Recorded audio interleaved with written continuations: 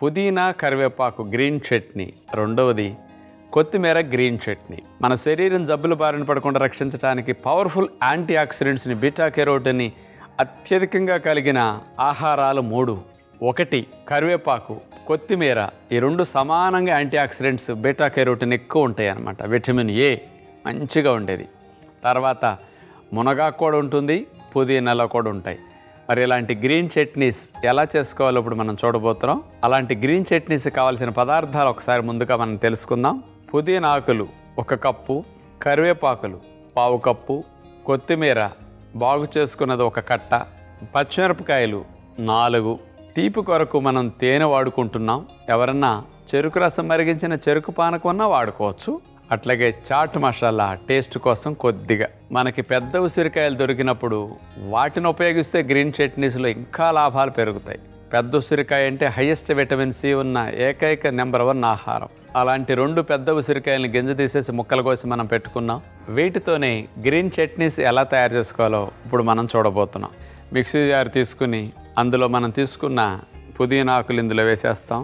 అట్లాగే కరివేపాకు 1/2 కప్పు, 1 ఉసిరికాయని గింజ తీసేసిన ముక్కలు మనం వేస్తే సరిపోతుంది అన్నమాట. పచ్చిమిరపకాయలు 2, అట్లాగే చిటికెడంతా చాట్ మసాలా. వీటిని మిక్సీ జార్లో కొంచెం నీళ్ళేసి గ్రీన్ చట్నీ చేసుకున్నాక ఫైనల్గా మరి ఉప్పు వేయం కాబట్టి టేస్ట్ని మరి బ్యాలెన్స్ చేయడం కోసం తేనె లాస్ట్లో వేద్దాం.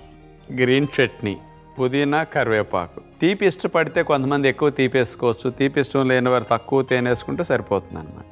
తీపి రాకుండా తేనె వేసుకుంటారు. ఇట్లా మామూలుగా అయితే అందరూ గ్రీన్ చట్నీకి జీలకర్ర, ఆవాలు ఇట్లాంటివి వేసి పోపు పెట్టేస్తారు. వీటిని ఇతర దేశాలు ఇలా వాడతారు ఎక్కువగా, లాభాలు ఎక్కువ రావటం కొరకు. చూసారుగా, పుదీనా కరివేపాకు గ్రీన్ చట్నీ సిద్ధమైంది. కొత్తిమీర చట్నీ కోసం కూడా మిక్సీ జార్ తీసుకుని కొత్తిమీరతో పాటు మిరపకాయలు 2, అట్లాగే మనం తీసుకున్న పెద్ద ఉసిరికాయ ముక్కలు, చాట్ మసాలా పొడి, కొద్దిగా నీళ్ళు పోసి మిక్సీ జార్లో వేస్తారు. కొత్తిమీర గ్రీన్ చట్నీ. ఉప్పు లేని చప్పదనం కొరకు ఇందులో కూడా కాస్త 2 చిన్న టీ స్పూన్లు.